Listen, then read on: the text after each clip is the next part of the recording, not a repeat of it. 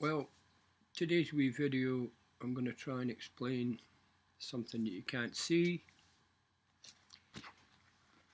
something that makes that move around, apart from my hand moving, and I'm not on the moon, it's not a flag. It's called the air. The air's got a lot of power and energy in it. You can't see it, you can see the result of what it does though. It can be a morning breeze, it can move leaves around, make your wind chimes go, it can be a hurricane, it can be a tornado and rip buildings apart. But you can't see it, you can see the result of what it does. And that's the energy in the air. The air is like 75% nitrogen, around about 20% oxygen, and all these other particles and gases that are mixed in it.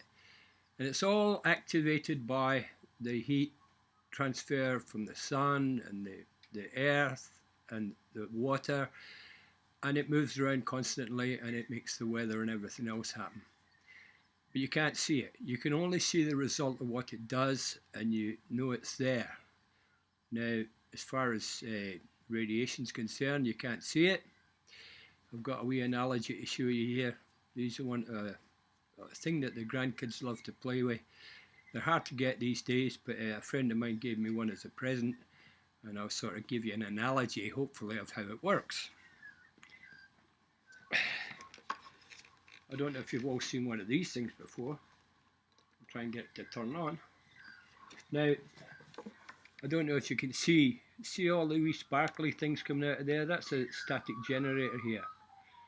And that's what you would sort of see at a nanoscale if it was a hot radioactive particle.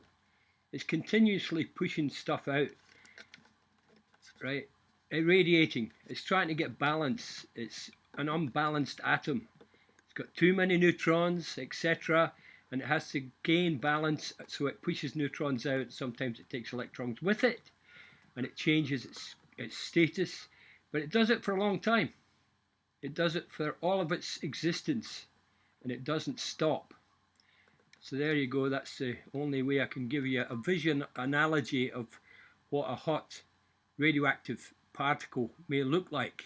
Okay?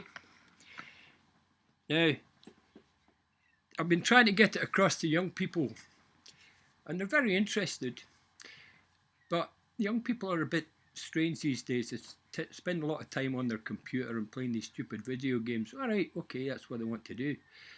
But I'll give you a lesson here. I was working with a young fella years ago, an apprentice, on the scaffolding. We're both painting away. And he said to me, he says, "Alec, how old are you?" I says, "Well, put it like this, one of the hardest jobs I ever had to do was paint the funnels on the Titanic."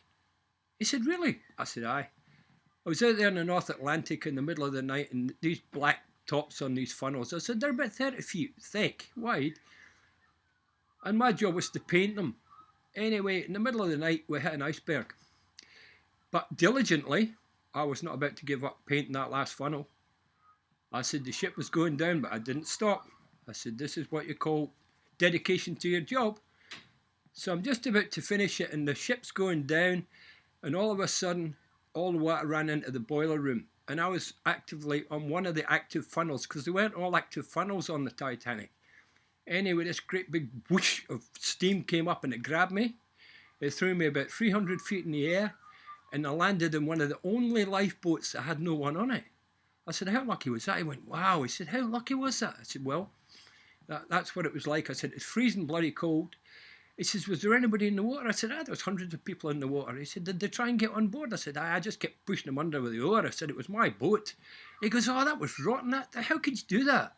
I said, "Well, that was the way it was. It's called survival. So I wanted to survive. But the thing is, because these people were splashing and carrying on, they got me wet. And I just ended up freezing to death in the bottom of the boat." And he went, "You're kidding me." Game over. Jesus Christ.